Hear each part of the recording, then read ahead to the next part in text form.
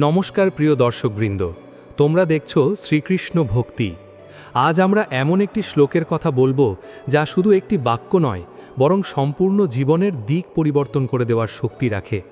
গীতার এই এক শ্লোক যদি হৃদয়ে ধারণ করা যায়, তবে মানুষের চিন্তা, দৃষ্টিভঙ্গি, সিদ্ধান্ত, এমনকি তার ভাগ্য পর্যন্ত পাল্টে যেতে পারে।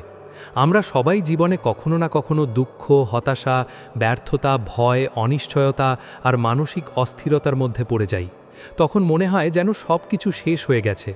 কিন্তু শ্রীমদ্ ভগবদ্ গীতা আমাদের শেখায়, অন্ধকার যত গভীরই হোক, আলো কখনো নিভে যায় না। শুধু সেই আলোকে অনুভব করার দৃষ্টি আমাদের তৈরি করতে হয়। মহাভারতের যুদ্ধক্ষেত্রে কুরুক্ষেত্রের মাঝে যখন অর্জুন ভেঙে পড়েছিলেন, তখন তিনি আর একজন যোদ্ধা ছিলেন না, তিনি ছিলেন একজন দ্বিধাগ্রস্ত মানুষ। তার সামনে ছিল নিজের আত্মীয় স্বজন, গুরুজন, প্রিয়জন, তার হাতে ধনুক কিন্তু হৃদয়ে অশান্তি। সেই মুহূর্তে শ্রীকৃষ্ণ তাকে যে জ্ঞান দিয়েছিলেন, তা শুধু অর্জুনের জন্য ছিল না, তা ছিল সমগ্র মানবজাতির জন্য। সেই জ্ঞানের মধ্যে একটি শ্লোক আছে যা জীবনের সারাংশকে ধারণ করে। কর্মণ্যে অধিকারস্তে মা ফলেষু কদাচনা। এই শ্লোকটি শোনামাত্র অনেকেই মনে করেন এর অর্থ শুধু কাজ করো, ফলের আশা করো না। কিন্তু এর গভীরতা এতটাই বিশাল যে যদি আমরা তার হৃদয়ে ধারণ করতে পারি, তবে জীবনের সমস্ত দুশ্চিন্তা ধীরে ধীরে মুছে যেতে শুরু করবে। আমরা আজ যে সমাজে বাস করছি, সেখানে প্রতিটি মানুষ ফলের পিছনে ছুটছে। পড়াশোনা করছি ভালো রেজাল্টের জন্য, কাজ করছি বেশি টাকার জন্য, সম্পর্ক রাখছি স্বার্থের জন্য, এমনকি অনেক সময় ধর্মকর্মও করছি কোনো লাভের আশায়। কিন্তু যখন সেই প্রত্যাশিত ফল আমরা পাই না, তখনই শুরু হয় হতাশা, ক্রোধ, ঈর্ষা, মানসিক চাপ। আমরা ভাবি, এত পরিশ্রম করলাম, তবুও কেন সফল হলাম না? এখানেই গীতার এই শ্লোক আমাদের নতুন দৃষ্টিভঙ্গি দেয়। শ্রীকৃষ্ণ বলছেন, তোমার অধিকার শুধু কর্মে, ফলে নয়। অর্থাৎ তুমি তোমার কর্তব্য পালন করো নিষ্ঠার সাথে, কিন্তু ফল নিয়ে অতিরিক্ত আসক্ত হয়েও না। কারণ ফল অনেক কিছুর ওপর নির্ভর করে। তোমার চেষ্টা আছে, কিন্তু সময়, পরিস্থিতি, অন্য মানুষের সিদ্ধান্ত, এমনকি ঈশ্বরের ইচ্ছাও আছে। যদি তুমি শুধু নিজের কাজটুকু সৎভাবে করো এবং ফল ঈশ্বরের ওপর ছেড়ে দাও, তবে তুমি মানসিকভাবে মুক্ত হয়ে যাবে। এই মুক্তির অনুভূতি কেমন? ধরো তুমি একটি বীজ রোপণ করলে, তুমি যত্ন করলে, জল দিলে, সার দিলে, কিন্তু কখন বৃষ্টি হবে, কখন সূর্য উঠবে, তা তোমার হাতে নেই। তুমি যদি প্রতিদিন বসে বসে ভাবো গাছটি কবে বড় হবে, কবে ফল দেবে, তাহলে তুমি অস্থির হয়ে পড়বে। কিন্তু যদি তুমি নিজের কাজটুকু করে বিশ্বাস রাখো, তবে তোমার মন শান্ত থাকবে। এই শ্লোক আমাদের শেখায় দায়িত্বশীল হতে, কিন্তু উদ্বিগ্ন না হতে। আমরা প্রায়ই কাজ করার আগে ভেবে ভয়ে পিছিয়ে যাই। যদি ব্যর্থ হই, যদি লোকে হাসে, যদি আমি পারি না, এই ভয় আমাদের কর্মক্ষমতা কমিয়ে দেয়। কিন্তু যদি আমরা জানি যে আমাদের কাজ শুধু চেষ্টা করা, ফলের দায়িত্ব আমাদের নয়, তাহলে আমরা নির্ভয়ে এগিয়ে যেতে পারব।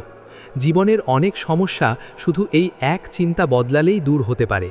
একজন ছাত্র যদি শুধু পড়াশোনায় মন দেয়, রেজাল্টের চিন্তা কম করে, তাহলে সে আরও ভালোভাবে পড়তে পারবে। একজন ব্যবসায়ী যদি সততার সাথে ব্যবসা করে, লাভ ক্ষতির অতিরিক্ত দুশ্চিন্তা না করে, তাহলে তার সিদ্ধান্ত আরও পরিষ্কার হবে। একজন গৃহিণী যদি ভালোবাসা দিয়ে সংসার সামলান, কৃতজ্ঞতার প্রত্যাশা না করেন, তাহলে তারও মনে শান্তি থাকবে।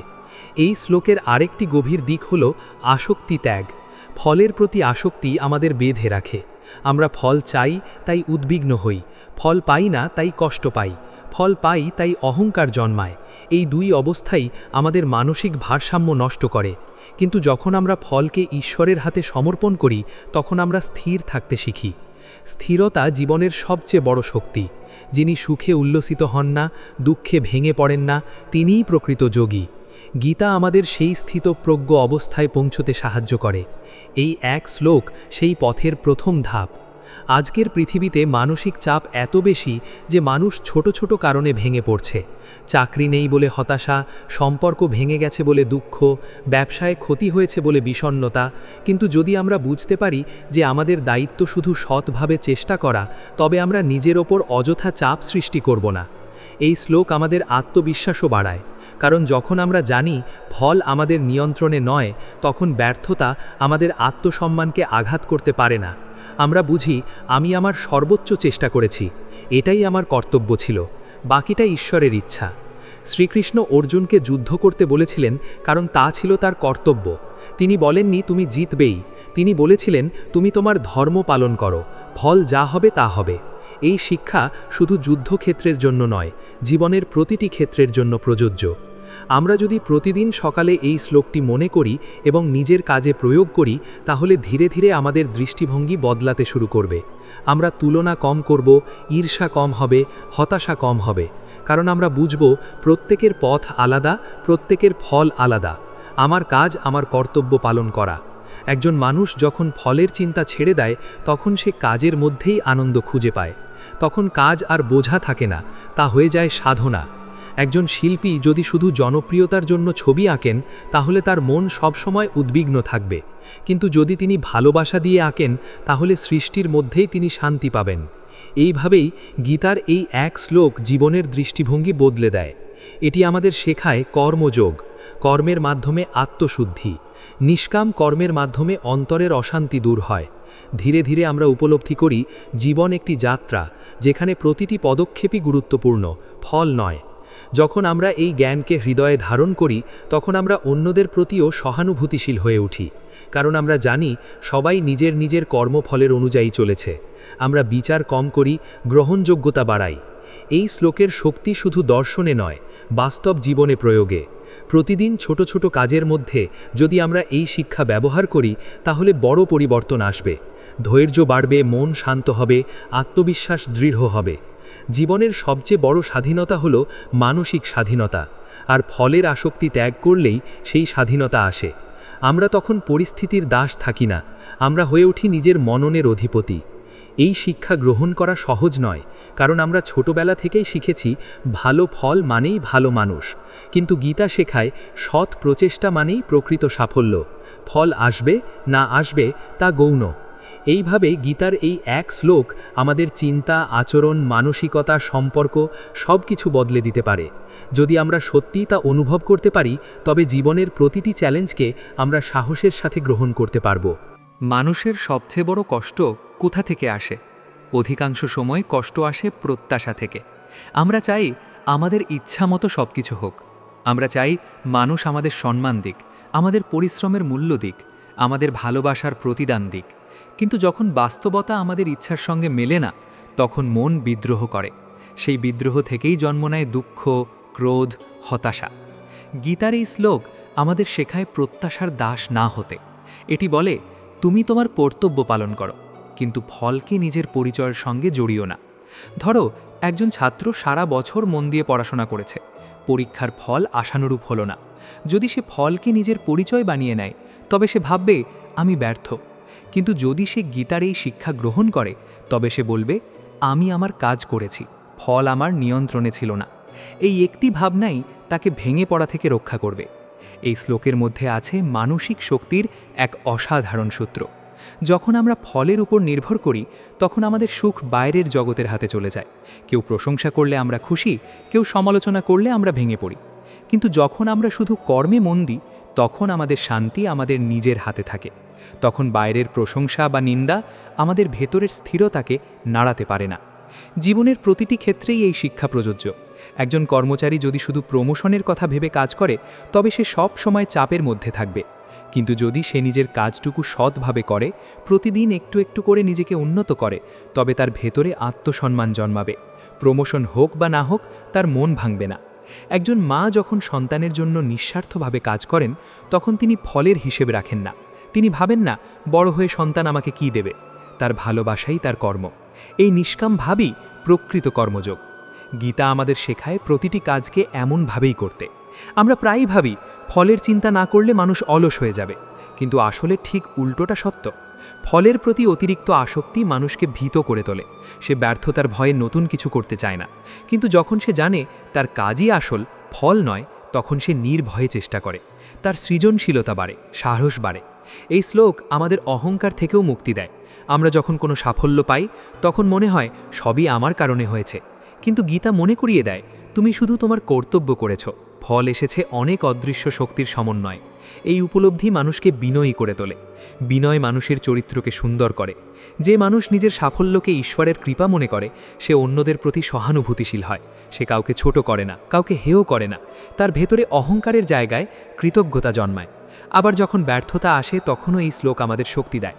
আমরা বুঝতে পারি ব্যর্থতা মানে আমি খারাপ নই, এটি শুধু একটি ফল, যা অনেক কারণের ফলাফল। আমি আবার চেষ্টা করতে পারি। এই ভাবনাই মানুষকে ভেঙে পড়া থেকে রক্ষা করে। আজকের সময় মানসিক স্বাস্থ্যের সমস্যা বেড়ে চলেছে। মানুষ ছোট ছোট কারণে উদ্বিগ্ন হয়ে পড়ছে, কারণ তারা মনে করে সব কিছু তাদের নিয়ন্ত্রণে থাকা উচিত।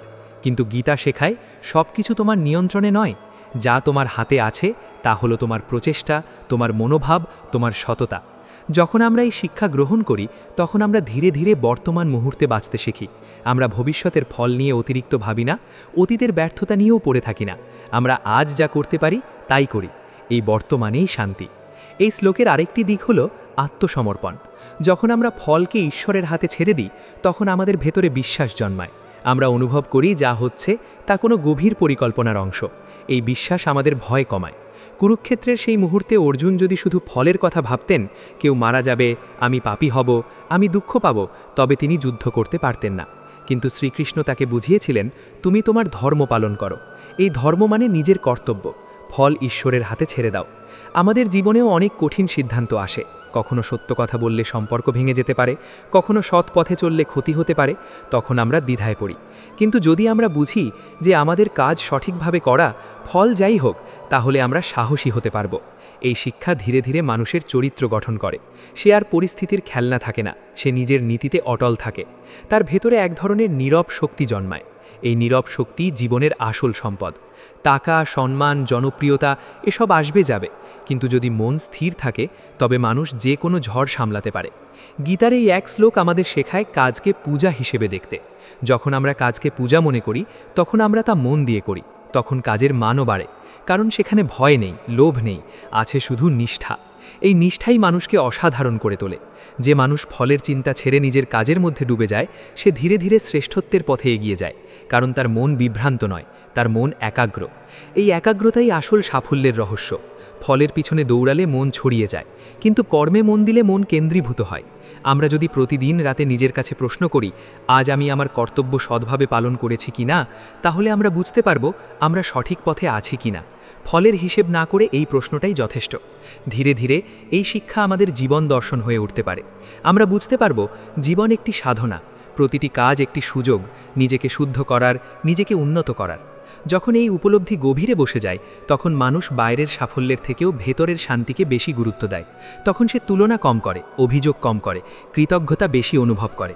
এইভাবেই গীতার এই এক শ্লোক মানুষের জীবন বদলে দিতে পারে। এটি শুধু একটি দার্শনিক বাক্য নয়, এটি একটি জীবন্ত অনুশীলন। প্রতিদিন একটু একটু করে যদি আমরা এটি প্রয়োগ করি তাহলে আমাদের চিন্তা বদলাবে, আচরণ বদলাবে, আর ধীরে ধীরে আমাদের জীবনও বদলাবে।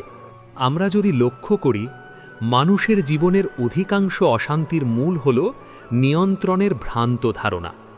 আমরা ভাবি সব কিছু আমাদের হাতে। আমরা পরিকল্পনা করি, হিসাব করি, ভবিষ্যৎ আঁকি, কিন্তু বাস্তবতা অনেক সময় আমাদের হিসাব মেনে চলে না। তখনই ভেঙে যায় আত্মবিশ্বাস। অথচ গীতার এই শ্লোক আমাদের শুরুতেই জানিয়ে দেয়, সব কিছু তোমার নিয়ন্ত্রণে নয়। তোমার নিয়ন্ত্রণে শুধু তোমার কর্ম, তোমার মনোভাব, তোমার সততা। এই উপলব্ধি মানুষকে ভয় থেকে মুক্ত করে। ভয়ের মূল কারণ হল ফল নিয়ে অনিশ্চয়তা। যদি আমি ব্যর্থ হই, যদি মানুষ আমাকে অযোগ্য ভাবে, যদি আমার পরিশ্রম মূল্য না পায়, এই প্রশ্নগুলো আমাদের ভিতরকে দুর্বল করে। কিন্তু যখন আমরা বুঝি যে আমাদের দায়িত্ব শুধু সৎ প্রচেষ্টা করা, তখন ব্যর্থতার ভয় কমে যায়। কারণ আমরা জানি ব্যর্থতা আমার পরিচয় নয়, এটি কেবল একটি ফল। এই শ্লোকের গভীর আধ্যাত্মিক দিক হল আত্মাকে কর্মের মাধ্যমে পরিশুদ্ধ করা। যখন আমরা ফলের লোভ ছাড়া কাজ করি তখন আমাদের মন ধীরে ধীরে নির্মল হয়। লোভ, ঈর্ষা, অহংকার এই গুণগুলো কমতে শুরু করে। আমরা অন্যের সাফল্যে হিংসা করি না, নিজের সাফল্যে গর্বে অন্ধ হই না, কারণ আমরা জানি আমরা শুধু কর্মের পথিক। এই মানসিকতা সম্পর্কের ক্ষেত্রেও অসাধারণ পরিবর্তন আনে। অধিকাংশ সম্পর্ক ভেঙে যায় প্রত্যাশার কারণে। আমরা চাই অন্যজন আমাদের মতো ভাবুক, আমাদের মতো চলুক, আমাদের মতো আচরণ করুক। কিন্তু প্রত্যেক মানুষ আলাদা। যদি আমরা সম্পর্ককেও একটি কর্তব্য হিসেবে দেখি, ভালোবাসা দেওয়া, সম্মান দেওয়া, যত্ন নেওয়া এবং তার বিনিময়ে কিছু দাবি না করি, তবে সম্পর্ক অনেক স্থায়ী হয়। তখন ভালোবাসা শর্তহীন হয়। একজন স্বামী যদি শুধু কর্তব্যবোধ থেকে নয়, আন্তরিকতার সাথে সংসার চালান, কিন্তু বিনিময়ে সব সময় কৃতজ্ঞতার প্রত্যাশা না করেন, তবে তার মন স্থির থাকবে। একজন স্ত্রী যদি পরিবারের জন্য নিঃস্বার্থভাবে কাজ করেন, কিন্তু প্রতিদিন হিসাব না রাখেন কে তাকে কতটা মূল্য দিল, তবে তার হৃদয় হালকা থাকবে। এই হালকা ভাবই শান্তির মূল। এই শ্লোক আমাদের শেখায় কাজকে সাধনা বানাতে।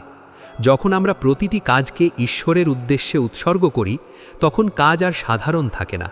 তখন রান্না করা, পড়াশোনা করা, অফিসে কাজ করা সব কিছু এক একটি পূজা হয়ে ওঠে। কারণ সেখানে ফলের লোভ নেই, আছে নিবেদন। এই নিবেদন মানুষকে গভীর আনন্দ দেয়।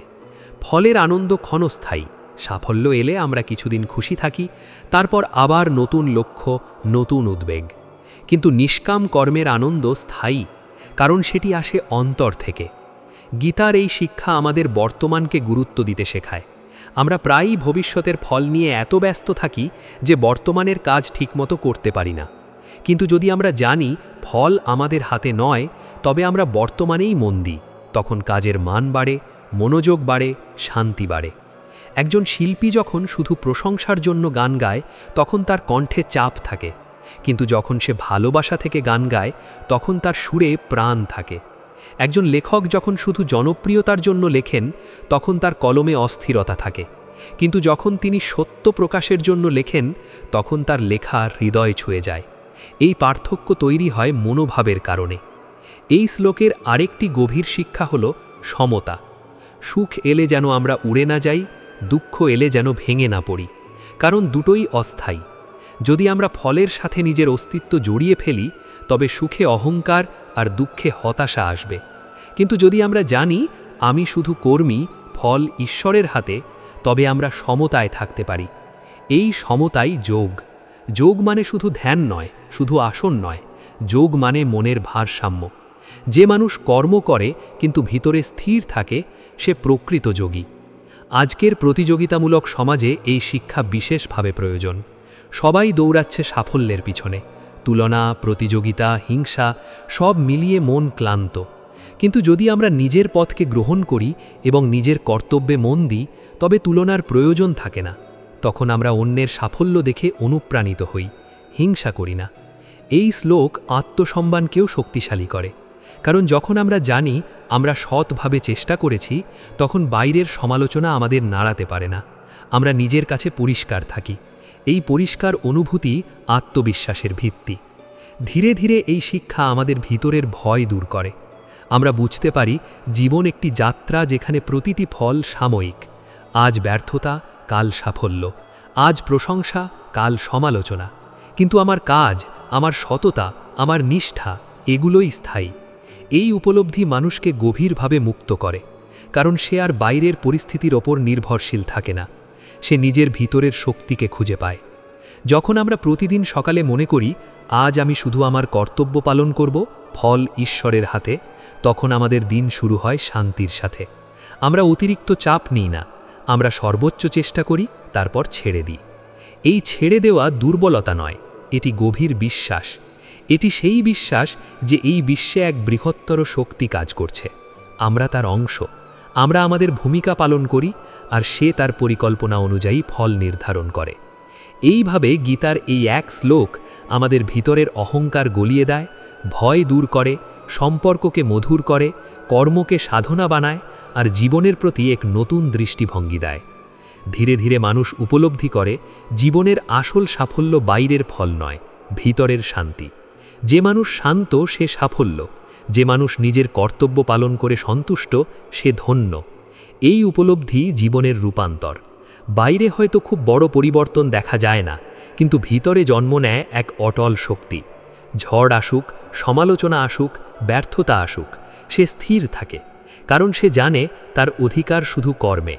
এইভাবেই গীতার এই এক শ্লোক মানুষকে ধীরে ধীরে এক উচ্চতর চেতনার দিকে নিয়ে যায়। এটি শুধু একটি বাক্য নয়, এটি এক জীবনের সাধনা। আমরা প্রায়ই বলি সবই ভাগ্য। কিছু হলে বলি ভালো ভাগ্য, না হলে বলি খারাপ ভাগ্য। কিন্তু ভাগ্য আসলে কি? গীতার দৃষ্টিতে ভাগ্য হল অতীতের কর্মের ফল। আজ আমরা যে পরিস্থিতিতে আছি তা আমাদের পূর্বের কর্মের ফলাফল। কিন্তু বর্তমান মুহূর্তে আমরা যে কর্ম করছি সেটাই ভবিষ্যতের ভাগ্য তৈরি করছে। অর্থাৎ আমরা সম্পূর্ণ অসহায় নই, আবার সম্পূর্ণ নিয়ন্ত্রকও নই। আমাদের হাতে আছে বর্তমান কর্ম। এই উপলব্ধি মানুষকে দায়িত্ববান করে তোলে। যদি আমি বুঝি আমার ভবিষ্যৎ আমার আজকের কর্মের উপর নির্ভর করছে, তবে আমি সচেতন হব। কিন্তু যদি আমি ফল নিয়ে অতিরিক্ত চিন্তিত হই, তবে আমি হয়তো ভয়ে কাজই করব না। তাই শ্রীকৃষ্ণ বলছেন, তুমি শুধু কর্ম করো, ফলের দায়িত্ব আমার উপর ছেড়ে দাও। এই শিক্ষা ভাগ্যবাদকে ভেঙে দেয়। এটি বলে না যে সব কিছু পূর্ব নির্ধারিত, আবার এটাও বলে না যে সব কিছু তোমার হাতে। এটি মাঝের পথ দেখায়।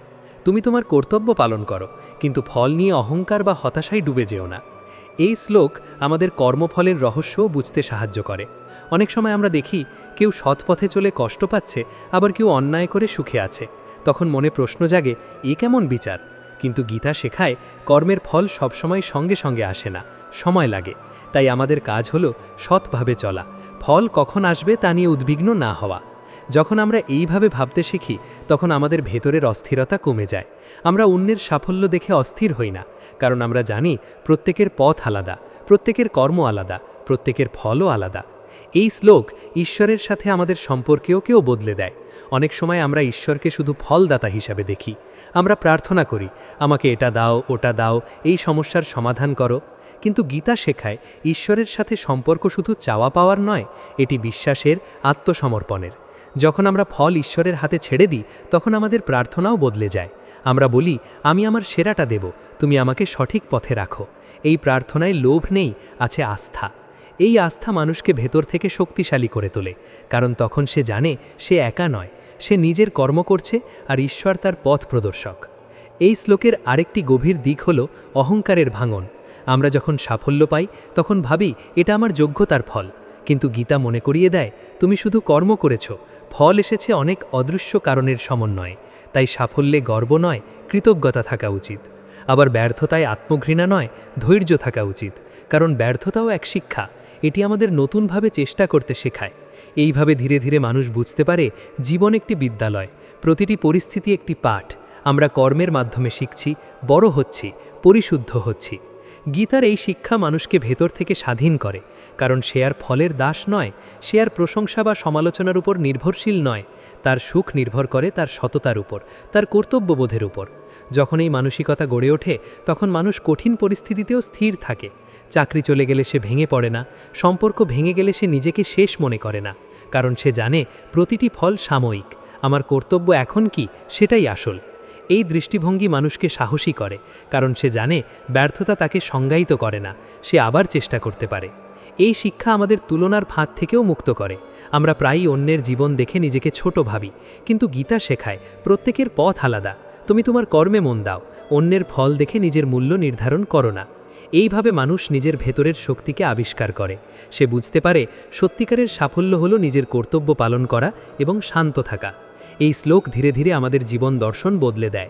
আমরা ফলের পিছনে ছুটে ক্লান্ত হই না, আমরা কর্মের মধ্যে আনন্দ খুঁজে পাই। একজন শিক্ষক যদি শুধু ছাত্রদের ভালো ফলের জন্য পড়ান, তবে তিনি হতাশ হবেন। কিন্তু যদি তিনি জ্ঞান দেওয়াকেই নিজের কর্তব্য মনে করেন, তবে তিনি প্রতিদিন তৃপ্ত থাকবেন। একজন ডাক্তার যদি শুধু নাম খ্যাতির জন্য চিকিৎসা করেন, তবে তার মন অস্থির থাকবে। কিন্তু যদি তিনি সেবা করার মন নিয়ে কাজ করেন, তবে তার কাজই তার আনন্দ হবে। এইভাবে গীতার এই এক শ্লোক আমাদের জীবনের প্রতিটি ক্ষেত্রকে স্পর্শ করে। এটি কর্ম, সম্পর্ক, আত্মসম্মান, বিশ্বাস সব কিছুতে নতুন আলো দেয়। ধীরে ধীরে আমরা উপলব্ধি করি জীবনের আসল শান্তি ফলের নিশ্চয়তায় নয়, কর্মের সততায়। ফল অনিশ্চিত, কিন্তু সততা আমাদের হাতে। যখন আমরা প্রতিদিন এই বোধ নিয়ে বাঁচি, তখন আমাদের মন হালকা হয়। আমরা অতিরিক্ত প্রত্যাশার বোঝা বই না, আমরা নিজের কাজ করি, তারপর ছেড়ে দিই। এই ছেড়ে দেওয়াতেই আছে মুক্তি, এই মুক্তিতেই আছে শান্তি। এইভাবেই গীতার সেই এক শ্লোক মানুষের ভাগ্যবোধ বদলে দেয়, ঈশ্বরের সাথে সম্পর্ক গভীর করে আর জীবনকে নতুন অর্থ দেয়। জীবনের পথে চলতে চলতে আমরা অনেক অভিজ্ঞতার মধ্যে দিয়ে যাই। কখনো সাফল্য আমাদের উজ্জ্বল করে তোলে, কখনো ব্যর্থতা আমাদের ভেঙে দেয়। কিন্তু যদি আমরা গভীরভাবে অনুভব করি যে ফল সাময়িক আর কর্মই আমাদের প্রকৃত পরিচয়, তবে আমাদের জীবনযাত্রা বদলে যাবে। আমরা ফলের পিছনে দৌড়ানো বন্ধ করে কর্মের মধ্যে শান্তি খুঁজতে শিখব। একবার ভেবে দেখো, আমরা সারা দিন কত দুশ্চিন্তা করি শুধুমাত্র ভবিষ্যতের ফল নিয়ে। কি হবে যদি এটা না হয়? কি হবে যদি ওটা ব্যর্থ হয়। এই ভয়ে আমাদের বর্তমানকে নষ্ট করে দেয়, অথচ বর্তমানেই আমাদের কর্ম করার সুযোগ আছে। ভবিষ্যৎ তো আজকের কর্মের ফল, তাই আজ যদি আমরা সৎভাবে নিষ্ঠার সাথে কাজ করি তবে ভবিষ্যৎ নিজেই গড়ে উঠবে। এই শ্লোক আমাদের ধৈর্য শেখায়। আমরা অনেক সময় তৎক্ষণাৎ ফল চাই, একটু চেষ্টা করেই ভাবি এখনই সাফল্য আসুক, কিন্তু প্রকৃতি ধীরে কাজ করে। একটি বীজ থেকে গাছ হতে সময় লাগে, তেমনি কর্মের ফলও সময় নিয়ে আসে। যদি আমরা মাঝপথে হতাশ হয়ে যাই তবে ফল আসার আগেই আমরা থেমে যাব। এই শিক্ষা আমাদের স্থিতপ্রজ্ঞ হতে শেখায়। সুখ এলে আমরা যেন উচ্ছ্বসিত হয়ে অহংকারে না ভুগি, দুঃখ এলে যেন হতাশায় না ডুবে যাই, কারণ দুটোই জীবনের অংশ। জীবন এক প্রবাহ, আজ যে অবস্থায় আছি কাল তা বদলে যাবে, কিন্তু আমাদের কর্তব্য পালনের মনোভাব যদি স্থির থাকে তবে আমরা এই পরিবর্তনের মাঝেও শান্ত থাকতে পারব। যখন মানুষ ফলের আসক্তি ছেড়ে দেয় তখন তার মধ্যে এক গভীর স্বাধীনতা জন্মায়। সে আর মানুষের প্রশংসার জন্য কাজ করে না, আবার সমালোচনায়ও থেমে যায় না। সে নিজের বিবেকের কাছে পরিষ্কার থাকতে চায়। এই পরিষ্কার মনই তার আসল শক্তি। ধীরে ধীরে সে বুঝতে পারে জীবনের আসল সাফল্য বাইরের অর্জনে নয়, ভেতরের শান্তিতে। যে মানুষ শান্ত সে ধনী, যে মানুষ সন্তুষ্ট সে সফল। ফলের নিশ্চয়তা নেই, কিন্তু সততার নিশ্চয়তা আমাদের হাতে আছে। এই শ্লোক আমাদের আত্মসমর্পণ শেখায়। আত্মসমর্পণ মানে হাল ছেড়ে দেওয়া নয়, এর মানে হলো নিজের সর্বোচ্চ চেষ্টা করার পর ফলকে ঈশ্বরের হাতে ছেড়ে দেওয়া। এই মনোভাব মানুষকে হালকা করে দেয়, তার বুকের ভেতরের চাপ কমে যায়। যখন আমরা প্রতিদিন সকালে মনে করি আমি আজ আমার কর্তব্য পালন করব, ফল যা হবে তা মেনে নেব, তখন আমাদের দিন শুরু হয় এক অদ্ভুত প্রশান্তির সাথে। আমরা আর অতিরিক্ত উদ্বিগ্ন থাকি না। আমরা জানি আমি আমার অংশটুকু করব, বাকিটা ঈশ্বরের ইচ্ছা। এই বিশ্বাস মানুষকে শক্ত করে। ঝড় এলেও সে দাঁড়িয়ে থাকে, কারণ তার ভিত্তি ফলের ওপর নয়, তার ভিত্তি কর্মের সততার ওপর। গীতার এই এক শ্লোক আমাদের জীবনকে নতুন করে সংজ্ঞায়িত করে। এটি বলে, তুমি তোমার কাজ করো নিষ্ঠার সাথে, কিন্তু ফলকে তোমার অহংকার বা হতাশার কারণ বানিও না। এই এক উপলব্ধি যদি হৃদয়ে গেঁথে যায় তবে জীবনের প্রতিটি পরিস্থিতিতে আমরা সঠিক সিদ্ধান্ত নিতে পারব। আমরা অন্যকে দোষারোপ করা কম করব, নিজের দায়িত্ব বেশি নেব। আমরা তুলনা কম করব, আত্ম উন্নতিতে বেশি মন দেব। আমরা লোভ কম করব, কৃতজ্ঞতা বেশি অনুভব করব। এইভাবেই ধীরে ধীরে জীবনে রূপান্তর আসে। বড় কোনো অলৌকিক ঘটনা নয়, বরং প্রতিদিনের ছোট ছোট সিদ্ধান্তের মধ্যে পরিবর্তন আসে। প্রতিদিন একটু একটু করে আমরা ফলের আসক্তি কমাই, কর্মে মন দিই। একদিন হঠাৎ করে আমরা বুঝতে পারি আগের মতো ছোট কারণে আর মন ভেঙে যাচ্ছে না, আগের মতো ব্যর্থতায় আমরা শেষ হয়ে যাচ্ছি না, কারণ আমাদের ভিতরে জন্ম নিয়েছে এক নতুন শক্তি, কর্মযোগের শক্তি। এই শক্তি আমাদের আসল সম্পদ। এই শক্তি আমাদের শান্ত রাখবে, স্থির রাখবে, সাহসী রাখবে। তাই আজ থেকে যদি আমরা প্রতিদিন এই এক শ্লোক মনে রাখি এবং জীবনে প্রয়োগ করি তবে সত্যিই আমাদের জীবন বদলে যেতে পারে। ফলের পিছনে ছুটে ক্লান্ত হওয়ার বদলে আমরা কর্মের মধ্যে আনন্দ খুঁজে পাব। হতাশার বদলে বিশ্বাস আসবে, ভয়ের বদলে সাহস আসবে। এই ছিল আজকের আলোচনা। যদি এই শিক্ষা তোমার হৃদয় স্পর্শ করে তবে তা শুধু শোনায় সীমাবদ্ধ রেখো না, জীবনে প্রয়োগ করো, কারণ গীতার জ্ঞান শুধু পড়ার জন্য নয়, বাঁচার জন্য। আজকের এই গভীর আলোচনার শেষে শ্রীকৃষ্ণ ভক্তি চ্যানেলের পক্ষ থেকে তোমাদের সকলকে জানাই আন্তরিক ধন্যবাদ। ভগবান শ্রীকৃষ্ণের কৃপা তোমাদের জীবনে শান্তি, শক্তি ও সঠিক পথের দিশা দিক।